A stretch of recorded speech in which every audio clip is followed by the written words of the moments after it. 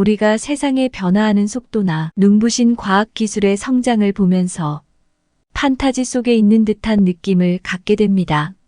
그런데 성경을 자세히 보면 성경 이야기에는 해리포터나 디즈니 시리즈 못지않은 놀랍고 흥미로운 이야기들이 가득합니다. 몇 년 전에 TV CF에 알파 라이징 광고가 방영된 적이 있습니다. 알파 라이징이란 두 가지가 만나서 새로운 또 하나를 만들어낸다는 의미입니다.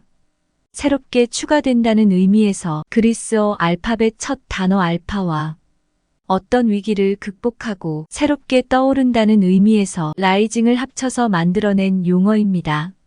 어떤 하나가 다른 무엇과 만나 전혀 다른 것이 생길 수 있다는 것입니다. 바로 그 광고에서 돌덩이 하나가 어떤 것을 만나느냐에 따라 전혀 다른 결과물이 생성되는 것을 보여줍니다. 돌이 다윗을 만나면 무기가 되고, 돌이 시간을 만나면 보석이 되고, 돌이 규칙을 만나면 게임이 되고, 돌이 우주를 만나면 별이 됩니다. 교육이나 경제에서 말하는 창의적 융합은 연결하는 능력입니다. 세상에 이미 존재하는 것들을 잘 연결해서 거기에 새로운 관점이나 의미를 부여하는 것입니다. 그래서 연결하는 능력이 곧 창조 능력입니다. 그것을 스티브 잡스는 창조는 이미 존재하는 것들을 연결하는 힘이다, 그렇게 말했습니다. 성경을 자세히 보면 온갖 흥미롭고 기이한 판타지와 같은 이야기들로 가득합니다. 우리가 주일학교에서 들은 성경 이야기나 한 번쯤 읽어봤던 성경 이야기들은 정말 신기하고 흥미롭습니다. 그래서 세상에서 가장 창의적이고 최고의 융합사고를 할 수 있는 가장 탁월한 책이 곧 성경이라고 생각합니다. 알파라이징 광고처럼 돌덩이가 다윗을 만나 무기가 되었던 사건이 바로 다윗과 골리앗 이야기입니다. 이 이야기를 놓고 만약 물리학자가 보면 다윗의 물맷돌의 파괴력을 계산하고 입증할 것입니다. 심리학자가 보면 이 이야기에 등장하는 캐릭터들의 심리 상태와 그 원인을 분석할 것입니다. 영화 감독이 보면 이 이야기를 어떻게 구성해서 어떤 점을 부각시키는 이야기로 각색할 것인가를 구상할 것입니다. 교사는 이 이야기를 통해 학생들에게 어떤 교훈을 제공하고 그것이 왜 교육적이며 무엇보다 그것이 어떻게 우리 삶의 원리와 원칙이 될 수 있는지를 연구할 것입니다. 하나의 이야기를 놓고도 그렇게 다양하게 입체적으로 보게 됩니다. 그런 통합적 유기적 사고를 할 수 있다면 그것이 이 시대가 강조하는 융합적 사고 능력입니다. 다윗의 물맷돌 외에도 성경에는 전쟁에서 무기로 쓰인 엽기적인 것들이 많습니다. 미디안 족속이 이스라엘을 침공했을 때 하나님의 종 사사 기드온의 무기는 빈 항아리와 횃불이었습니다. 그리고 그것은 나팔과 연결됩니다. 가나안 정탐을 끝낸 여호수아의 군대가 여리고 성을 무너뜨릴 때 사용한 무기와 전술은 양각 나팔과 행진이었습니다. 그들은 여리고 성을 그냥 돌고 돌았고 그리고 성은 무너졌습니다. 다니엘서 5장에는 더 놀라운 판타지와 같은 이야기가 있습니다. 바벨론 왕 벨사살이 귀족 1000명을 모아놓고 잔치를 베풀었습니다. 그는 예루살렘에서 빼앗아온 금, 은그릇으로 술을 마셨고 그 금과 은들을 녹여서 구리, 새, 나무, 돌로 신들을 만들어 놓고 찬양했습니다. 그런데 그때 갑자기 사람의 손가락이 나타나서 왕궁 촛대 맞은편 벽에다 글을 쓰기 시작합니다. 그것을 본 벨사살 왕은 얼굴이 사색이 되었고 다리가 높고 무릎이 서로 부딪힐 정도로 놀랐습니다.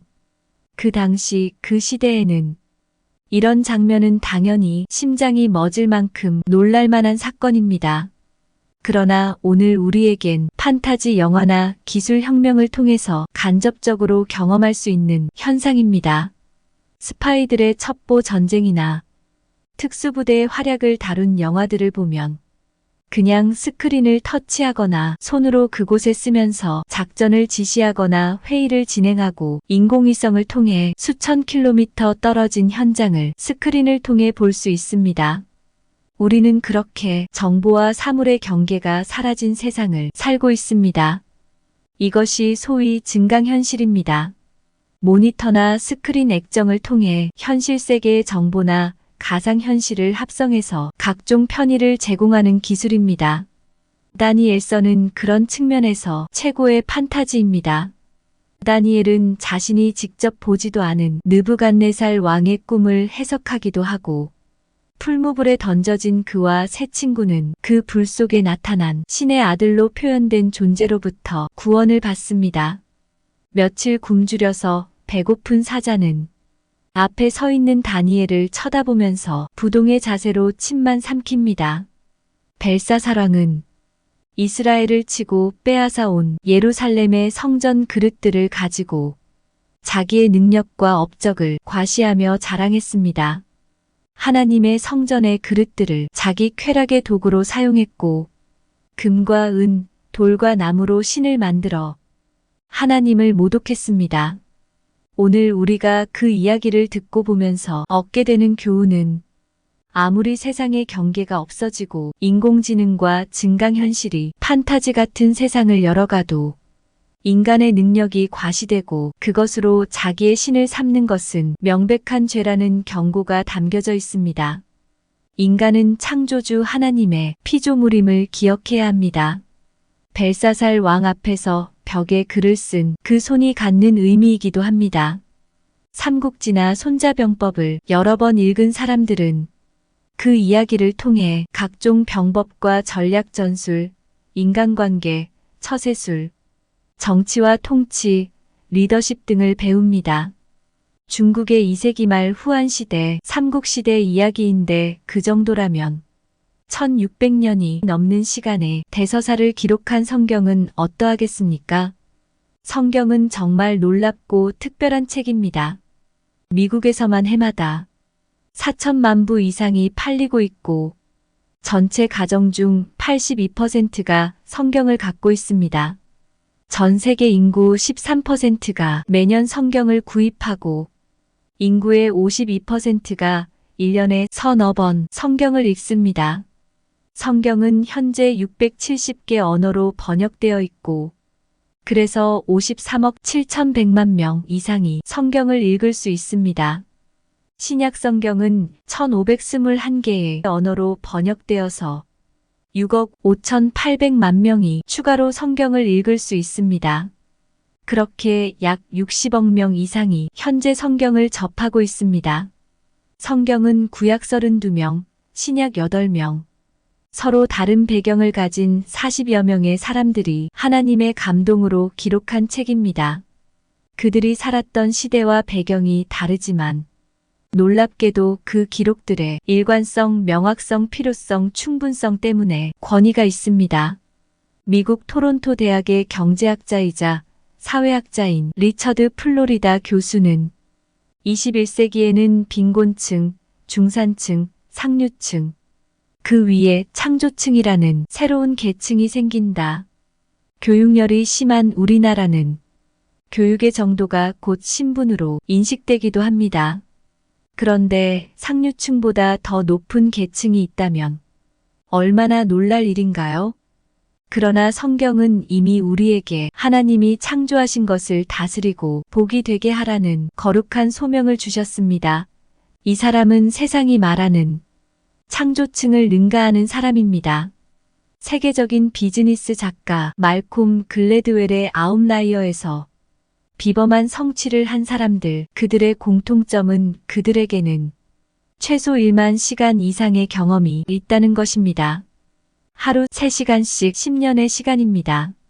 무엇인가를 그렇게 1만 시간 동안 꾸준히 하려면 그만큼 몰입해서 꾸준히 해야 합니다. 오늘 하고 내일 그만두는 그런 일상으로는 불가능합니다. 사도 바울은 제자 디모데에게 당부한 한 가지가 있습니다. 복음을 충성된 사람들에게 맡겨서 그들로 하여금 복음을 전파하게 하라는 것입니다. 바울은 그런 일을 하는 사람을 그리스도 예수의 좋은 군사, 법대로 경기하는 자, 수고하는 농부에 비유합니다. 군인은 오직 하나의 표대를 향해 집중하며 훈련합니다. 명령에 복종하고 순종하여 싸움에 이기는 것이 목적입니다. 우리 대적 마귀가 우는 사자처럼 두루다니며 삼킬 자를 찾는다. 우리는 그 싸움에 늘 깨어 대비해야 합니다. 실제로 우린 매일 그 싸움을 하고 있습니다. 경기하는 선수는 규칙을 지키며 법대로 경기를 해야 합니다. 규칙과 법대로 해야 면류관을 쓸 자격이 주어집니다. 그래서 자기의 욕망이나 생각대로 움직이지 못합니다. 법과 규칙에 순종하는 희생을 배우면서 그 경기를 해야 합니다. 수고하는 농부는 때를 기다릴 줄 알아야 합니다. 비가 오든 바람이 불든 어느 시간에나 준비가 되어 있어야 합니다. 인내하며 땀 흘리고 수고해야 기쁨으로 단을 거둘 수 있기 때문입니다. 그들에게 주어지는 약속된 보상은 무엇인가요? 경기자에게는 승리의 면류관, 군사에게는 최후의 승리, 농부에게는 풍성한 추수의 기쁨입니다. 오늘 우리는 과연 무엇을 위해 시간을 보내고 있는지요? 우리 각자의 표대는 무엇인가요? 주님과 함께했던 소년 다윗의 일상이 그의 특별함과 차별성이 되었던 것처럼 하나님의 말씀과 은혜 안에서 보내는 우리 일상의 영성이 죄와 세상을 이기는 하나님의 지혜와 능력이며 세상 무엇과도 비교할 수 없는 구별됨이며 창의성입니다.